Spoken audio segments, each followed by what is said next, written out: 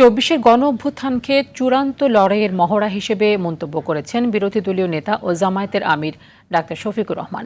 তার অভিযোগ, বিগত ফ্যাসিবাদী সরকারের দেখানো পথেই হাঁটছে বর্তমান সরকার। এছাড়া জুলাই জাদুঘরের বিভিন্ন উপাদান গায়েব করা হয়েছে বলেও অভিযোগ করেন জামায়াত আমির। বিস্তারিত তৌফিকুল ইসলাম আশিকের রিপোর্টে।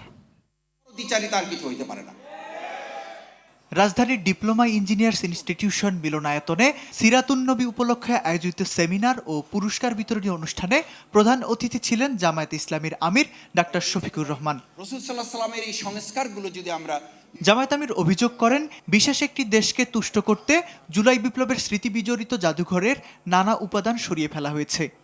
বিশেষ একটি দেশকে, রাষ্ট্রকে খুশি করার জন্য তার অনেক উপাদান এখান থেকে গায়েব করে দেওয়া হয়েছে। এখানে 47 সাল বা 46 সাল থেকে শুরু করে অনেকগুলা রাজনৈতিক সাংস্কৃতিক পরিবর্তনের যারা পুরোদা ব্যক্তিত্ব ছিলেন তাদেরকে তুলে আনা হয়েছিল। এর অনেক কিছু এখন গায়েব করে ফেলা হয়েছে নির্বাচিত সরকারের হাতে যখন আসছে।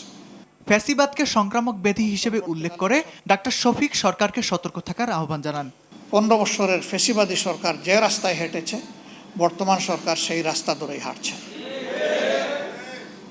এই রাস্তা পরিবর্তন করতে হবে।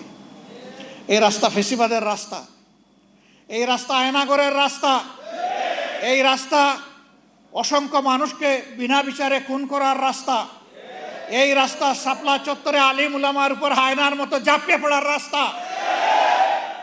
এদিকে জাতীয় প্রেস ক্লাবে মোহাম্মদ সেলিম উদ্দিন রচিত জুলাই বিপ্লবের প্রত্যাশা মানবিক ঢাকার পুনর্গঠন গ্রন্থের প্রকাশনা উৎসবে জামায়াতের সেক্রেটারি জেনারেল মিয়া গোলাম পরোয়ার বলেন, বিগত 17 বছর জামায়াত রাজপথ, কারাগার ও জনগণের লড়াইয়ের ময়দানে উপস্থিত ছিল। ঝুঁকিপূর্ণ সময়ে ইন্টারনেট নাই, গাড়ি নাই, কারফিউ, দেখামাত্র গুলি, কেউ বেরোতে পারছে না।